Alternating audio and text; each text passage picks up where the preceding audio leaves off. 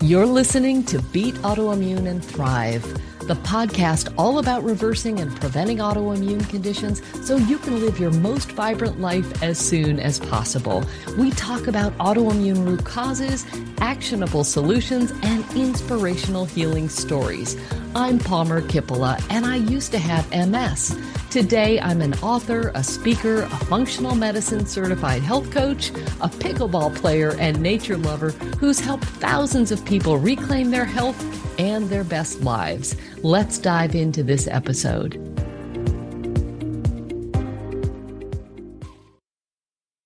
I am super excited. I have Patricia Fitzgerald, Dr. Patricia Fitzgerald with us today. She is a licensed acupuncturist, a certified clinical nutritionist, and a homeopath. She's got a doctorate in acupuncture and oriental medicine. She's got a master's in traditional Chinese medicine and a doctorate in homeopathic medicine. Goodness, that is a lot of schooling. She's the founder and director at the Santa Monica Wellness Center, my stomping grounds in Santa Monica. And she's the author of the best-selling award-winning book called The Detox Solution: The Missing Link to Radiant Health, Abundant Energy, Ideal Weight, and Peace of Mind. She's also a Qigong instructor. So she's the absolute perfect person to teach us about breathing properly. Welcome, Patricia. It's so nice to have you here. Thanks, Palmer. I'm so excited to discuss and have fun on this interview and to connect with you and your amazing audience. Oh, I'm thrilled. So I have to let everybody know as a disclaimer that I had the privilege of meeting Patricia, Dr. Fitzgerald, last year down in San Diego. We're part of a health influencer community, and I was sitting by the pool, and I don't know exactly what I was doing at the time, but I was concerned that I wasn't breathing properly. And Patricia and I just met, we struck up a conversation, and I mean, there was a soul connection, a really, really powerful connection. And she, on the spot, started helping me learn how to breathe properly. And so I've never forgotten that. We've stayed in touch. And so here she is to share her wisdom with all of us today. Yeah, that was a magical time meeting you and connecting. That was so meant to be. I mean, yeah, deep impression in my soul for sure. Totally. And I love how you are using the phrase breathing properly, because that phrase is a passion of mine, that actual phrase, because what I've experienced after many, many years of practice, and, you know, when you refer to my education, yeah, there's many tools in the toolbox: homeopathy, nutrition, herbs, all kinds of amazing, wonderful opportunities. However, my passion is to remind people of what they have inside themselves. And our consumer culture, which we're all part of, can easily lend itself to us going, well, what do I need to take, or what do I need to buy? Which, yes, there are things to take and buy that certainly serve our well-being and help us on our healing journey. However, we have unlimited resources inside ourselves that we often forget about, and they're certainly not advertised. So I would like to remind people of the amazing power of breathing. And it's something that is sometimes kind of put on the shelf like, yeah, I'll get to that. What supplement do I need, right? And we're all guilty of this. There's no judgment. I click on Amazon and buy things, guilty as charged. Okay. There's a big difference between how we're meant to breathe and a breathing technique or a yoga class, which are all spectacular supplements to proper breathing. Okay.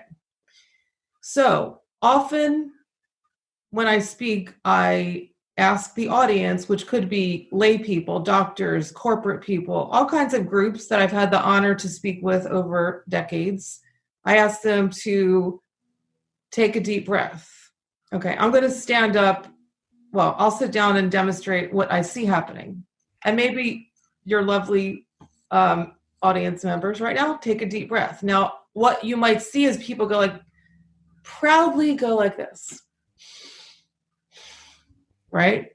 Again, no judgment. And I'll explain what's going on. We often take a deep breath into our chest. We're modeling what we see. Now, I'm going to stand up and show you what proper breathing looks like. Okay, so I'm standing up and I'm breathing. I'm going to turn to the side so you can see. my abdomen comes out and in. Okay, so it's inhaling into the abdomen.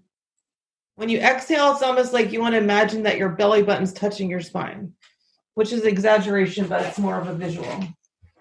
Okay, so all mammals, there are thousands of species of mammals. We are mammals. All mammals breathe like that all day long unless they're running from danger. Those of you who are sitting at home with dogs or cats, take a look at them. Unless they're running from danger, which they're probably not, because you guys are probably taking amazing care of your animals, they're breathing as I did. Okay. We've become habituated, maladapted to breathe incorrectly throughout the day. So when you inhale and exhale, more vertical breathing instead of the horizontal, which I'm calling it belly breath for reference, but belly breathing is diaphragmatic breathing and proper breathing are the same. So I'm calling belly breathing because I see that it helps people access the belly. Because if I just call it proper breathing, you're not going to have the mental until you get into the habit. Okay. So often in order to incorporate a practice, we have to understand it. So the left brain, the logic will be like, oh, I didn't know that. That's proper breathing. And then when you realize how important it is, you often incorporate it. Similar to when you learn about water, right? Oh, I didn't realize I wasn't drinking enough water. You have to understand the concept usually and get it and go, that makes so much sense before you embody it. Because when you're out of a habit, like people are out of a habit of drinking water. I see that many times in my patients. They come in with certain complaints and then I check in with hydration and then, oh, right, I haven't been drinking enough water. Well, if you're not drinking enough water, we can't go to the next step. But before water, breathing, right? If we don't breathe, that's the main thing that we will die if we don't breathe, right? You can live a certain amount of time without water, a certain amount of time without food. Breathing, you can't live very long without breathing. Okay. So while we have all these wonderful ways of purifying our water and having organic foods and wonderful supplements and other therapies, yet if our breathing is what I call junk breathing, like we call junk food or junk everything, that's not good for us, right? So if we're breathing like this all day, that's basically junk breathing. So we're not getting oxygen. We're secreting more cortisol and adrenaline, and we don't even realize it. So we're maybe not feeling particularly stressed about something, but we're actually unknowingly secreting stress hormones into our body. Let's save them for when we actually need to run from danger, right? So I'm very passionate about that to help people reclaim proper breathing. And once you understand it and are willing to practice it, an easy way to get started is lay on your couch. I'm going to stand up to show you. Put one hand on your belly, one hand on your heart area. So if you're laying on your couch, it's easier to start practicing because often I find when I introduce this, people, if they're not used to proper breathing, it's not easy for them sometimes to start by sitting or standing up. So if you lay on your couch, you'll see the belly comes out. Inhale, exhale. So it's imagining you're inhaling a balloon into your belly and you're exhaling like a balloon. So those of you who can at home, you want to try this now or after the interview, you can do this while you're listening to us. So it should be great. Actually, if you want to lie on the couch during the interview and listen to us, you're going to be breathing properly while you're listening to us, which will let you take in the information in a deeper way because the brain works a lot better while you're breathing properly. I love it. Can I pause you for just one quick sec? Sure. So I have never heard it called junk breathing before. And I love that there is a label for that so that we can get really conscious of, am I junk breathing or proper breathing? The way as I understood you to determine whether you're junk breathing or proper breathing is just when you take a deep breath in, are your shoulders going up? Yeah.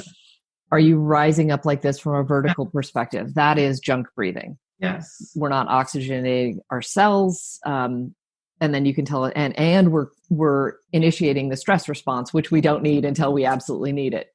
Yes. The way to tell that. Oh, sorry. Say no, please continue. I call it jump breathing just so we, can kind of remind ourselves of that, because it's appropriate breathing if you're running from danger. Okay. Well, here's the thing. All of us in this group are dealing with or have dealt with autoimmune issues. Most people know that the primary trigger or what's filled up their toxin bucket has been stress. So this is a group that is profoundly experienced in the fine art of the stress reaction. Yes. Right. So everything that we're doing here is about dimming down the stress reaction and upping the relaxation response, which is the only place where healing happens. So I just wanted to make the link between why it's so bad to stay doing what we're doing in this habitual way to developing a habit, which is going to take some time and some patience and some self-compassion, but we have to develop this as a habit. So I just wanted to reinforce that, because we are stuck in this always on adrenaline, and the only way that we're going to get out of this is through conscious effort, at least at first. Yeah, putting that intention there, right? And the dedication, the intention and the dedication and the willingness, because basically we're remembering how to breathe, right? So we're not learning a new skill like tennis if you don't know how to play tennis, right? That's a new skill set. We're actually remembering a primal aspect of our being, which is cool. So the body's super happy to be, it's like, thank you. I've been wanting this proper breathing back. So that's the cool thing. I would say it takes dedication and intention, since the body is really like, it's going to be just like, thank you. And reminders, I have some people on their iPhones or their phones, they'll put in a lovely non-aggressive sound, right? Like a chime or something once an hour to help them check in, then make sure they're breathing into their belly. Because when you put those reminders, then you're stringing some pearls together, because it's the body's wisdom is reclaiming it. So it just really requires some reminders, some dedication, and some intention. And then it starts becoming more natural, since it is natural. Thank goodness, right? It's not like a whole new thing we have to learn. It's more we're unlearning. So that's the good news. Perfect. Mm-hmm. And yes, like you said, the rising of the shoulders is a giveaway that that's the improper or fight or flight breathing. So that's why placing the hand over the belly and the heart can be helpful placeholders, just to remind ourselves to check in. It makes it a little easier just to kind of sink into that lower full breath. And it reminds us, to not lift. All right. So now that we understand what we're supposed to be doing, and we understand the idea of proper breathing, which is oxygenating everything. Yes. Tell us more about how to either catch ourselves, or what do you tell people next? What's the next step in this development of the intention, and then becoming dedicated to doing this as a practice? Okay. So I've had the honor of serving a lot of patients in the autoimmune community, which I love, because I've seen the most amazing people, real pioneers of their own healing. And I would say we heal ourselves, but not alone, right? We have the power to heal ourselves, but we heal in community, which is, I love that you, Palmer, have this wonderful community, and it's so great to be here. So once we get the concept of breathing and we remind ourselves, and we have the reminders, here's where I see a lot of people in their healing journeys. We all have some blind spots, so I see this as a common one. Separating,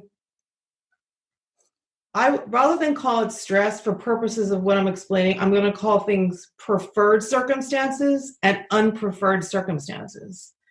Because I see how the word stress has become so ubiquitous. What does it even mean? I mean, people say like, I'm under stress, or things are going to be stressful next week. And I don't discount people's stories at all. Every person's journey, I totally honor the challenges that come through. So I don't mean this as a dismissive statement. It's just that when we give the power to the word stress, sometimes we kind of can disconnect from what's going on within. So just for a moment, I'm going to get rid of the word stress, use preferred, unpreferred circumstances. So next time you feel that you're in a circumstance that's unpreferred, which could be a serious thing or an irritation or more of a problem, right? That's the time to check into your belly, right? That's the time that actually you want to access your wisdom. Because what we perceive as stress, okay, stress is a perception, which it could be a correct perception. I'm not saying it's incorrect, but it's how we're feeling about something, right?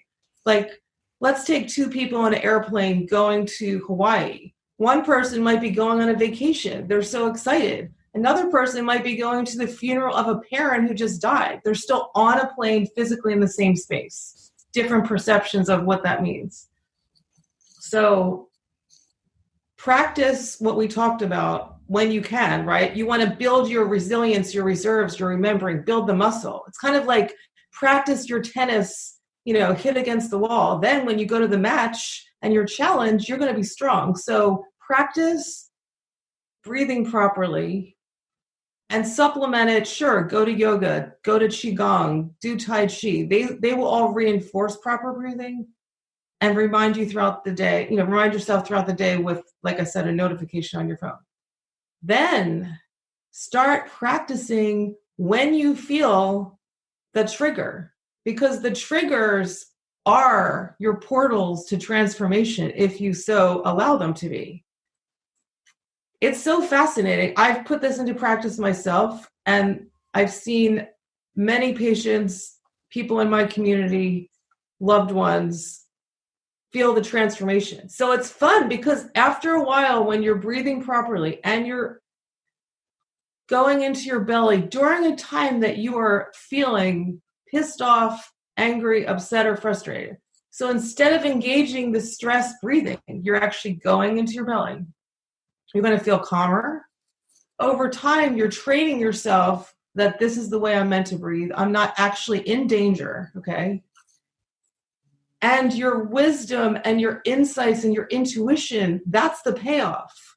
So you're going to notice that as you practice this over time, the same circumstances might happen. The same annoying neighbor or whatever your thing is will still do their thing. And you go, didn't really bother me. That's what we're looking for, right? So it's practicing during the times of challenge. And I would say start with the easy times. Like, let's say you don't get a parking spot. Practice then. Hopefully that's not a big deal, right? So start practicing, not separating, okay, next week will be stressful. I'll do it the following week. No, now, okay, right now. It's always about now because all we have is now. And now is where our wisdom comes from, right? Wisdom comes the more present we are. And I guarantee you, when you breathe properly, your presence will be so much stronger. Your oxygen to your brain will be so much stronger. Your anti-inflammatory chemistry will be so much stronger. You will feel less stressed regardless of circumstances over time because your wisdom will guide you to greater solutions beyond what you could feel. And all of that is inside you, us. Right now. Right now. Right now. Yep. Right now. We don't need to order something on Amazon for this. Nope. Nope. And most of us, we're a little addicted to clicking, we're used to that. So again, I say that not as a judgment, but when we go, yeah, we are. Okay.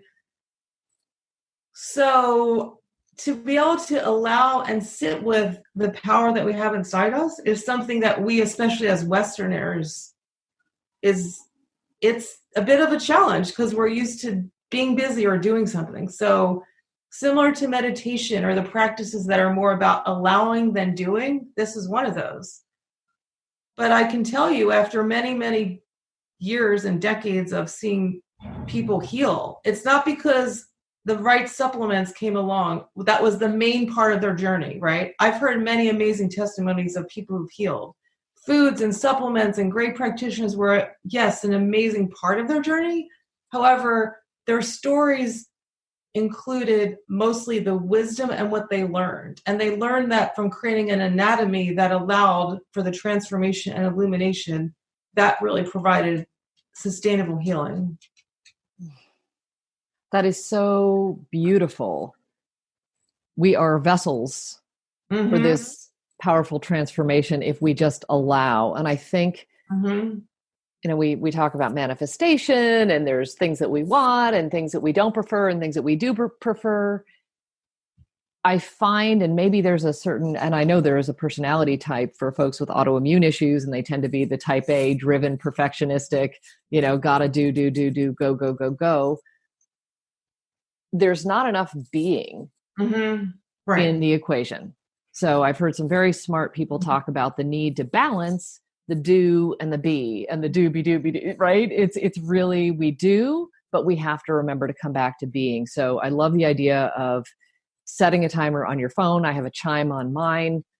I'm actually going to do it for the breathing practice. I got out of the habit of doing that, but I know how vital it is to catch myself and to just practice for that 1 minute. So what do you recommend in terms of, if people wake up in the morning and let's say I have a meditation practice and I do some soft, deep belly breathing as I sit and get ready to meditate, is that a really good, ideal place to practice breathing? Or what do you recommend for people to get started? Okay, so those who have a meditation practice, I teach meditation, and I was surprised to find that a lot of people who are meditating actually weren't breathing into their belly. I kind of made an assumption that they had learned that, and in some cases they haven't. So if you already have the practice, the words soft belly seem to work well of just creating that awareness. So in your meditation practice, if you have a mantra, use that, but you might want to just kind of incorporate the word soft belly. If you don't have a mantra, sometimes using the word soft belly helps, because eventually the mantra dissolves and you're really in awareness. Now, I've experienced with my patients and audience, a lot of people in the autoimmune community really would love to have a meditation practice, and they find it difficult because their minds are busy and they feel that they can't do it. That's why this breathing is perfect, because I'd rather have people breathing properly all day than do meditation, even though I think meditation is amazing, the greatest game changer. I love it so much. However, when you're breathing properly all day, it's going to lend itself to allow you to be able to meditate. So again, if you're already meditating, now you're going to add that awareness to your meditation, and your body's going to take over because it's remembering. It's what your primal system wants. If you're not meditating, breathing properly throughout the day will give you a lot of the benefits that meditation gives people. And then I bet you'll be able to learn meditation easier. Even 5 or 10 minutes on an app or something will come easier, because the monkey mind will be more the heart and the gut and the love and the balance. I love that. And I find personally that I use the breath as an anchor to come back to the present moment.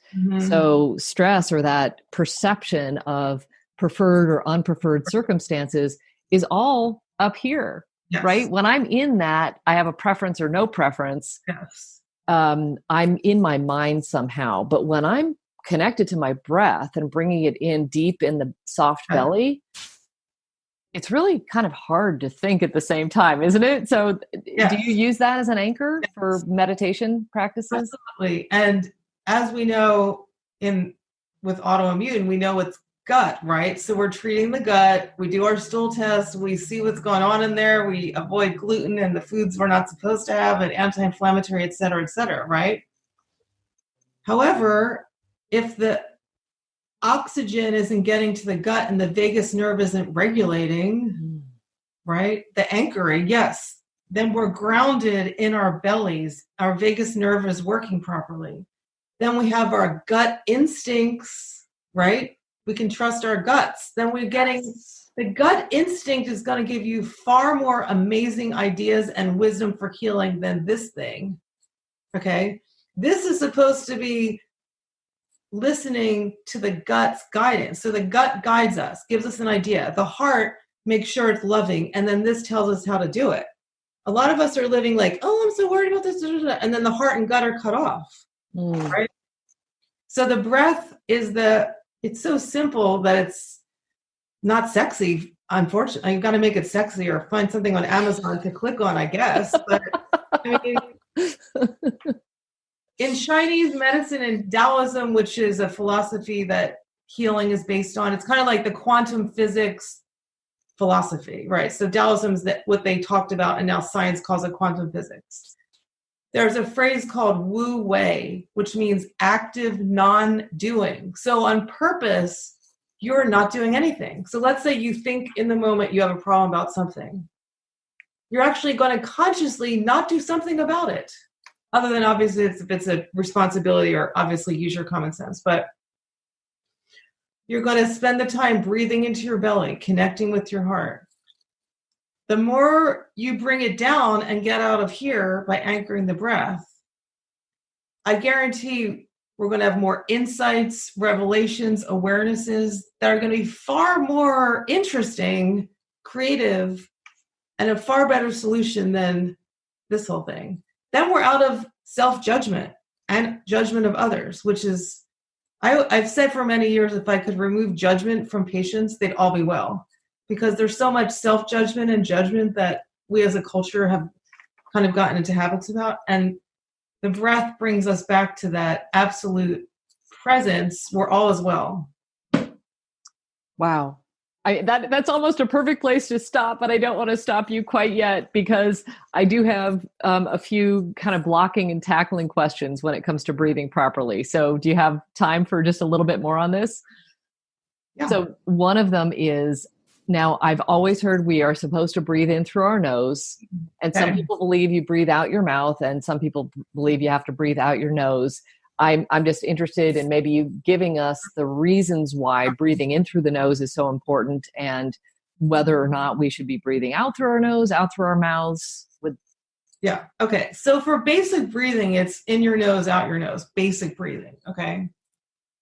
That's where we're maximizing, like we have cilia in our nose to let, kind of clear out what's in the air. We don't want to breathe into our mouth and have our throat exposed regularly, other than when you're running. There's different techniques for different sports.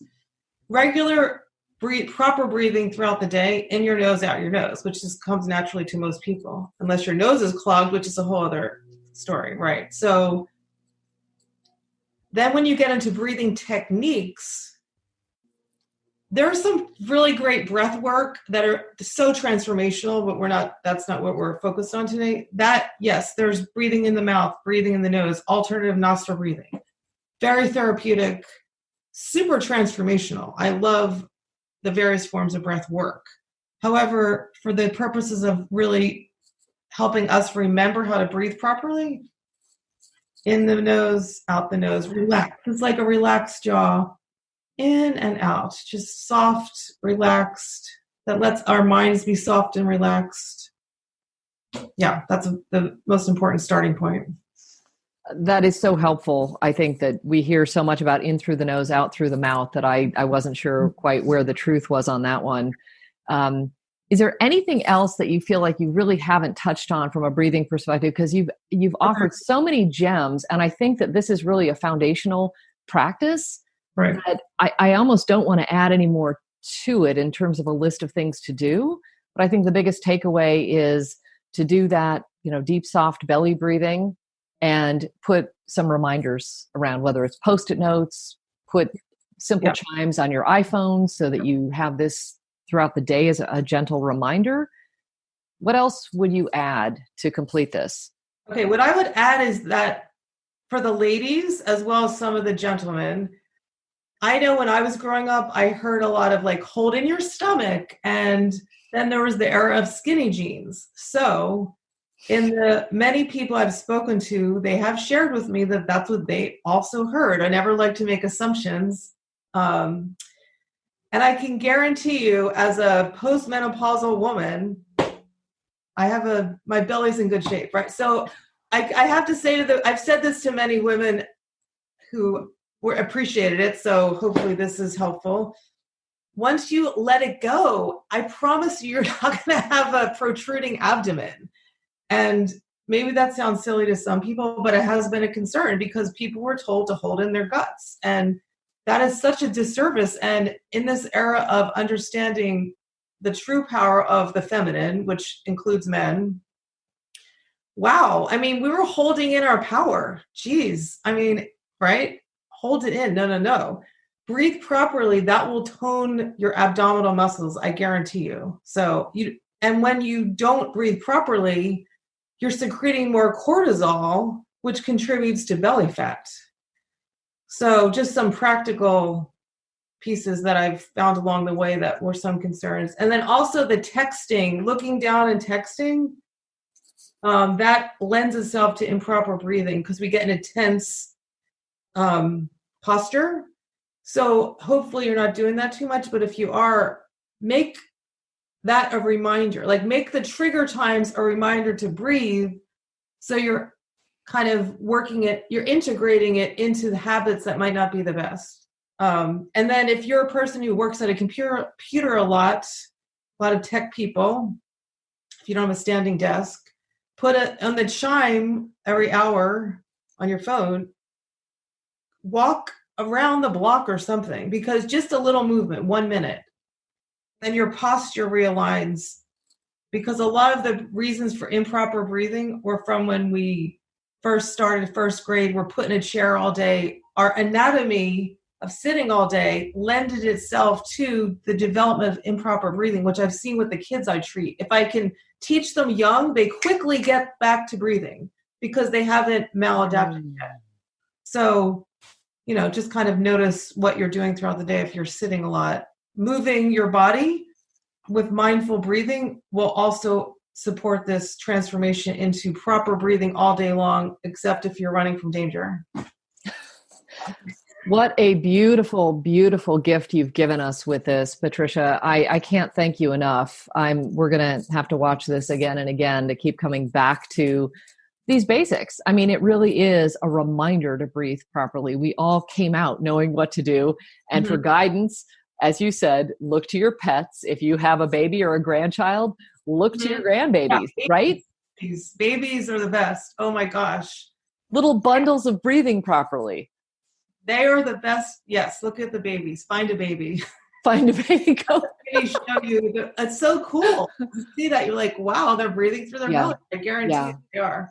So we've been conditioned to sit all day. We have been taken out of, and this is so perfect for this foundational unit because we're really covering the moving properly, the sleeping well, the breathing properly, the hydrating. You've talked about most of these things because they're all interconnected, right? When we're moving well, chances are pretty good that we're breathing well too. Or it's an opportunity, if we go for a walk, we can take some deep, soft belly breaths right there and get back to our natural, God-given or whatever you believe state of doing this naturally and properly. Yes, absolutely. Yeah, that's what's so fun. You do one thing and it trickles out into other healthy habits. So yes, I love that you say it's fun because some people say this is not fun. How in the world is healing fun? But it has to be fun for you to keep doing it. Yeah, it has to be some fun. Can't be too serious. I love it. I love it. Well, this has just been a delight. And I hope you'll come back and join us another time because there is a lot to cover.